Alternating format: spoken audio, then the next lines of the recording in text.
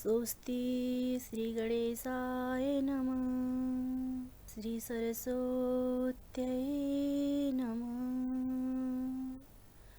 श्री स्वस्तानि दिव्यै नमः। लाइफके टेलिभिजन आध्यात्मिक YouTube channel हेरेर बस्नुहुने श्रद्धालु भक्तजन, सधैँ झैँ म प्रतीक्षा पाण्डे यहाँहरूमाझ उपस्थित भइसकेकी छु। स्वीकार्नुहोस्। जय श्री राधे, जय श्री स्वस्तानी। श्रद्धालु भक्तजन, माघ मास महात्म्य अन्तर्गतको श्री स्वस्तानी व्रत कथा यहाँहरूलाई श्रवण गराउँदै आइरहेकी छु। त्यसै अन्तर्गत आज यहाँहरूमाझ फेरि 7औं अध्यायको कथा लिएर उपस्थित भइसकेकी छु। कथा आरम्भ गर्नुभन्दा पहिले प्रथम श्लोक श्रवण गर्नको लागि सम्भव भएसम्म पुष्पाञ्जली हातमा लिएर चन्दन अक्षता फूल लिएर एकचित्त भएर प्रथम श्लोक श्रवण गर्न अनुरोध गर्दछु। ओम एम ब्रह्मा वरुणेन्द्र रुद्र मरुत स्तुन्वन्ति दिव्यैस्तवैर् वेदै साङ्खपदोक्रमपनिषदै गायन्ति यं सामगा ध्यानावस्थित तत्गतेन मनसा पश्यन्ति योमयोगिनो एष्यान्तं न विदुषुरासुरा गणदेवाय तस्मै नमः।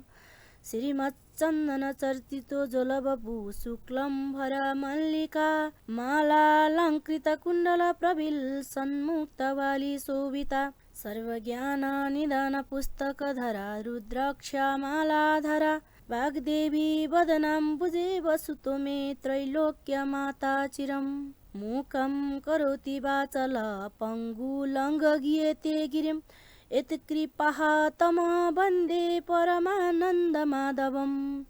नमो भगवते तस्मै व्यासायामिति तेजसे एष्या प्रसाद दक्ष्यामि नारायण कथामिमम्। नारायणे नमस्कृत नर चैव नरोत्तमं देवीं सरस्वती ततो व्यासो जय मुदिरयतेत्। श्रद्धालु भक्तजन, यहाँले प्रथम श्लोक श्रवण गरिसक्नु भएको छ। श्री स्वस्तानी जगदीश्वरीलाई सम्झेर एकचित्त भएर अब कथा आरम्भ गर्न गइरहेकी छु।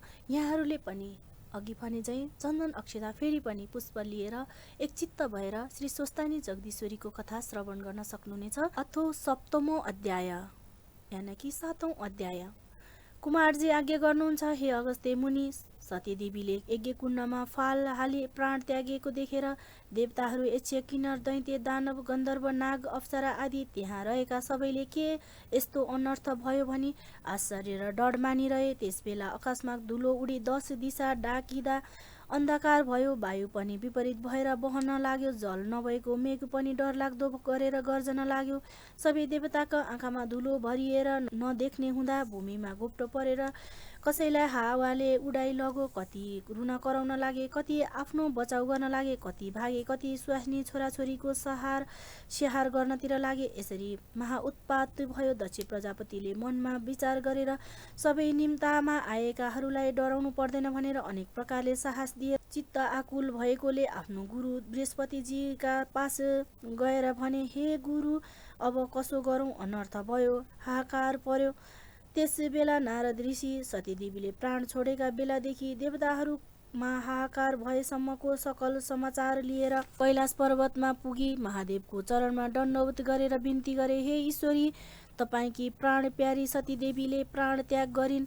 किनभने हे शशिशेखर, हे विषम ध्वज, हे करुणामय, हे पिनाक पाणी पापिष्ट दक्ष प्रजापतिले हजुरको नाना तरहले निन्दा गरी अनेक तरहका हेलाले भरिएको त्यो कहाँको देवता हो? त्यो न बहुला हो। त्यसलाई मेरो यज्ञमा नडाकी मलाई के होला? ब्रह्मा विष्णु र मेरा ज्वाइँहरू छँदैछन् भनेर निन्दा गरेको सुनेर सतीदेवीले सहन गर्न नसकी लात्ताले पृथ्वीमा हानेर कसैको मुख नहेरी क्रोधले आगो जस्तो मुख पारेर यज्ञको प्रदक्षिणा गरेर हजुरको नाम लिँदै यज्ञ कुण्डमा फाल हालेर प्राण त्याग गरिन्। हे ईश्वर, हजुरका भयले अग्निले शरीर डढाउन सकेको छैनन्। प्राण मात्र त्याग गरेर शयन गरे झैँ यज्ञ कुण्डमा सुतिरहेकी छिन्। यो कुरा बिन्ती गर्न भनेर आएको हुँ। अब के कसो गरौँ? अनर्थ भयो। यस्तो नारदको कुरा सुनेर महादेव भन्नुहुन्छ, हे नारद, यो कुरा साँचो हो कि होइन? यस्तो सुनेर नारद भन्दछन्, हे शिव, जगतका मालिकको अगाडि मिथ्या झुटो बोलौँला ध्यान दृष्टिले हेर्नुभयो अवश्य विश्वास पर्ला। यस्तो नारदको कुरा सुनेपछि क्रोध गरेर तिनै आँखाबाट आगोको ज्वाला निकालेर धारा किर्दै रिसले दुवै हात मुठी पारी नारदको अगाडि भन्नुभयो, हे नारद, 33 कोटी देवताले रक्षा गरिराखेको त्यस पापिष्ट दुष्ट दक्षको निर्मूल गरेर छाड्नेछु। अब तिमी आफ्नो आश्रममा जाऊ। तब नारद ऋषि महादेवलाई दण्डवत गरेर आफ्नो लोकतर्फ लागे।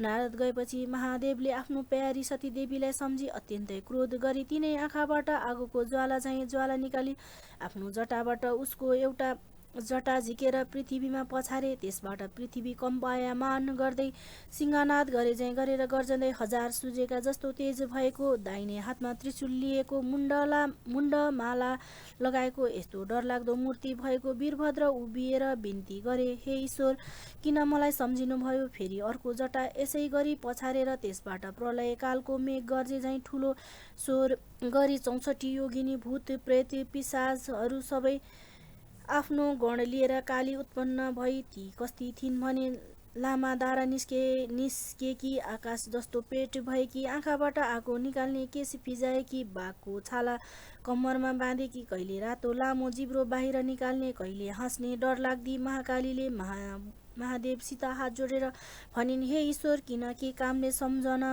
गर्नुभएको? यस्तो कुरा सुनेर महादेव भन्नुहुन्छ, हे वीरभद्र महाबली, पापिष्ट दक्ष प्रजापतिको यज्ञ विध्वंस गरेर 33 कोटी देवताले रक्षा गरेको दक्षको पनि संहार गरी आओ। यसै कामको निमित्त तिमीहरूको आराधना गरेको हो। अब नन्दी भृङ्गी 64 योगिनी विषमजर समेत भएर दक्षको यज्ञ चाँडै नाश गर्न जाओ।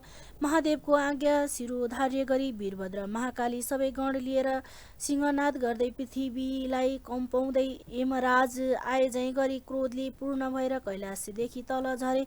यिनीहरूको चालामाला देखेर पृथ्वीलाई थाम्न साह्रै गाह्रो पर्यो। भुइँचालो आयो, सातै समुद्र उर्लिएर यथावत जो जीव जन्तु सबै त्राही त्राही भए। यता दक्ष प्रजापतिका यज्ञमा पनि अनेक तरहको उत्पात हुन लाग्यो। आकाशमा गिद्ध र काग मण्डलाकार गरेर कराई घुम्न लागे।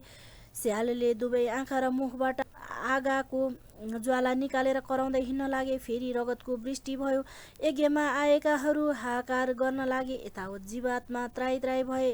यस उत्पातले यज्ञमा रहेका मध्ये कोही भाग्न थाले, कोही विचेतिए। स्वास्नी मानिसहरू, केटाकेटी, बुढाबुढीहरू भने भाग्न नसक्दा भूमिमा लडेर घोप्टो परी रुन कराउन लागे। कोही अब अझै के उत्पाद हुने हो भनी त्राही त्राही भइरहेका बखत वीरभद्र महाकाली शिवगण समेत मेघ गर्जे झैँ गर्जँदै यज्ञ भूमिमा पुगेर यज्ञ विध्वंस गर्न थाले। त्यहाँ रहेका देवता, यक्ष, दैत्य, नाग, गन्धर्व, किन्नर, दक्षका छोरीहरू, देवकन्या, नागकन्या, गन्धर्व कन्या, ब्राह्मण बालक, अप्सराहरू त्राही त्राही भगवान नारायण भनी ठुलो स्वरले रुँदै कराउँदै 10 दिशामा भागे। कोही भाग्न नसकी लडेर टाउकोले टेकेर माटो खान लागे। कसैको हात, कसैको खुट्टा मर्कियो, भाँचियो। कति मूर्छा भई लडे। तर विष्णु प्रविधि देवता, यक्ष, किन्नर, गन्धर्व, दक्षको निमित्त आफ्नो आफ्नो शस्त्र अस्त्रले दैत्यहरूले झैँ महाकाली वीरभद्रमाथि प्रहार गर्न थाले। यसरी दुवैतिरका सेना सिंहनाद गर्दै अघोर युद्ध गर्न थाले। इन्द्रादि देवताले महाकाली वीरभद्र उपर ब्रह्मास्त्र, अग्न्यास्त्र, वरुणास्त्र, वायास्त्र, तोमर, बिन्दी, पाल, गदा, खड्ग, मुसल, नाग, पास इत्यादि प्रहार गरे।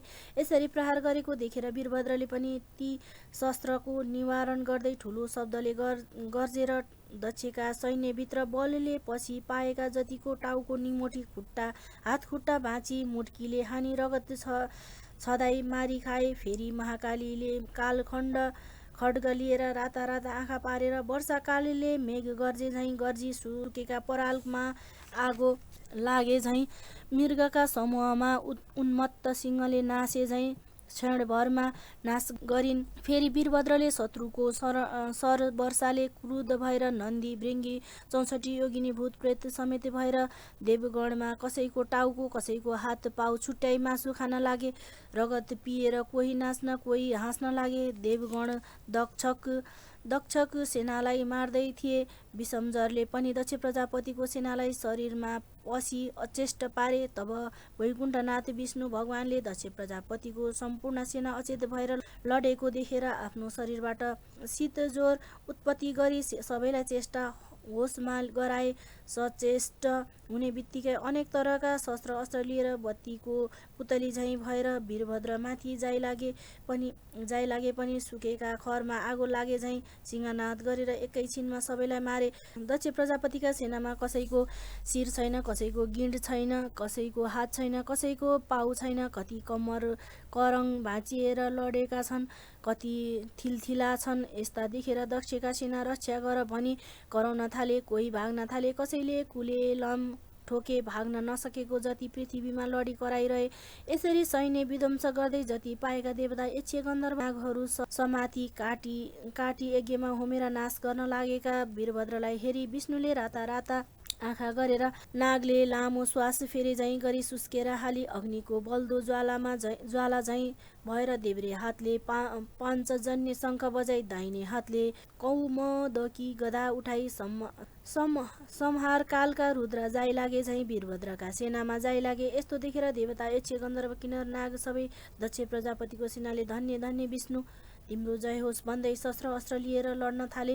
यस्तो देखेर महाकाली क्रोधले अग्निको ज्वालामा जस्तै ज्वाला मुखबाट निकालेर चतुष्टि योगिनी भूत प्रेत प्रथम गण भएर खड्गले काट्ने, मुड्कीले हानेर मार्ने र निमोठी यज्ञमा होम्ने गरेर दक्ष प्रजापतिको सेनालाई जसरी ठुलो वायुले बादललाई हल्लाई टुक्रा टुक्रा गरेर नाच्दछ त्यसै गरी नाश गरे। तब विष्णुले निर्धक्कसित त्यो गदा वीरभद्रका छातीमा हाने। त्यसका चोटले वीरभद्र तत्काल भूमिमा लडी मूर्छा परे। फेरि विष्णुले भूतप्रेत पिशाच नन्दी भृङ्गीलाई शङ्खको शब्द गर्दै गदा प्रहार गरे। त्यसले गर्दा शिवगण पनि निकै मूर्छा परे, कोही भाग्न लागे। यस्तो अवस्था देखेर दक्ष प्रजापतिको सेना देव दानव यक्ष किन्नर नागहरूले धन्य विष्णु भनी स्तुति गरेर पुष्पवृष्टि पनि गरे।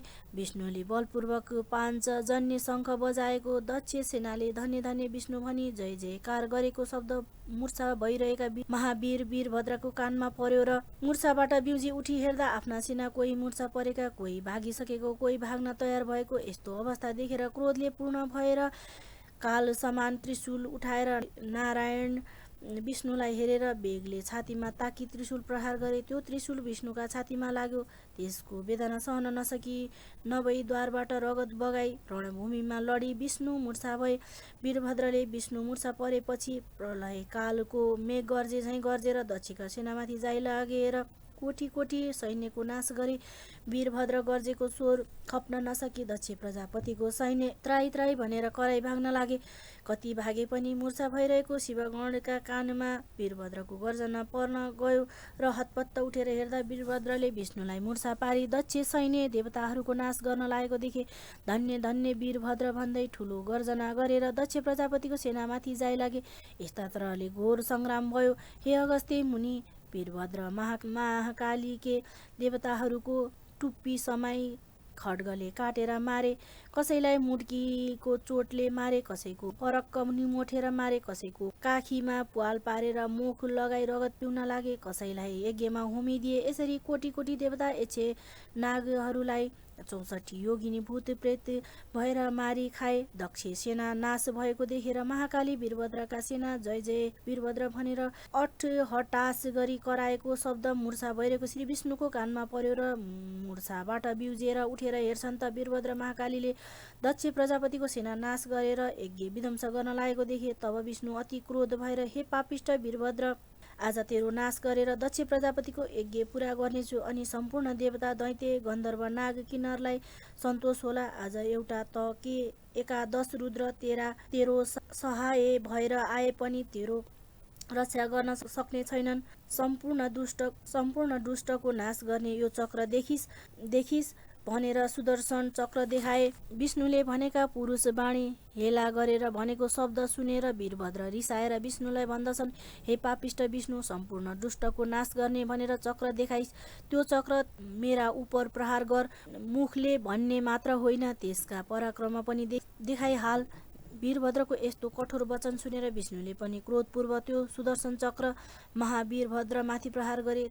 त्यो सुदर्शन चक्र पनि कोटी सूर्यको तेज जस्तो भएर प्रलय कालको मेघ गर्जे जस्तो गर्जेर काल रुद्र जाँदा झैँ गयो। त्यस्ता तरहले आएको सुदर्शन चक्रलाई देखि नन्दी बिरुङ्गे आदि गरिरहेको शिवगण त्राही त्राही महादेव भनी वीरभद्र महाकालीको शरणमा गए। समुद्र मन्थन गर्दा कालकूट विष निस्कियो र त्यसलाई जसरी महादेवले निलेथे त्यस्तै त्यो चक्र आएको देखेर मुख बाइदिए। त्यो चक्र मुखमा पर्यो र निल्न तयार भए।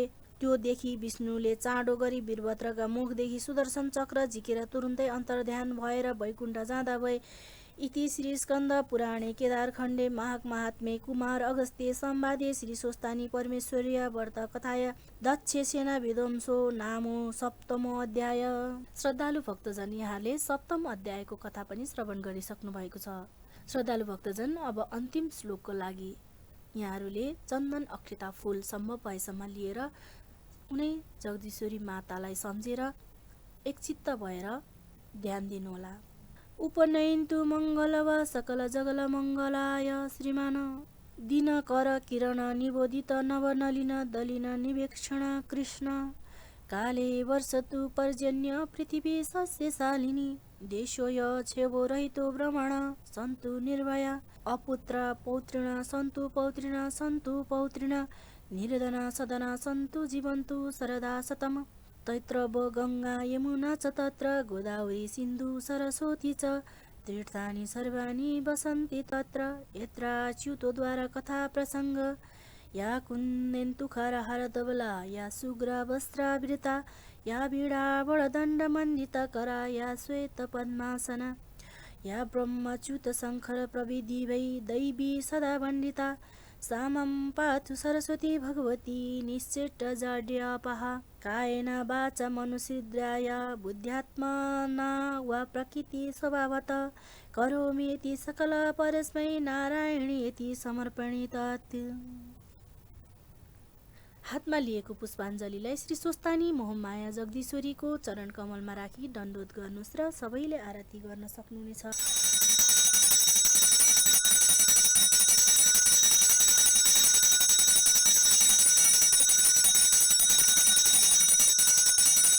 श्रद्धालु भक्तजन, यहाँहरूले 7औं अध्यायको कथा पनि श्रवण गरिसक्नु भएको छ। भोलि यसै समयमा यहाँहरूमाझ 8औं अध्यायको कथा लिएर उपस्थित हुने नै छु। त्यतिन्जेलसम्म यहाँहरूले अध्यात्मक युट्युब च्यानल तथा लाइफ ओके टेलिभिजन हेर्दै रहनुहोला। जय श्री राधे, जय श्री स्वस्तानी।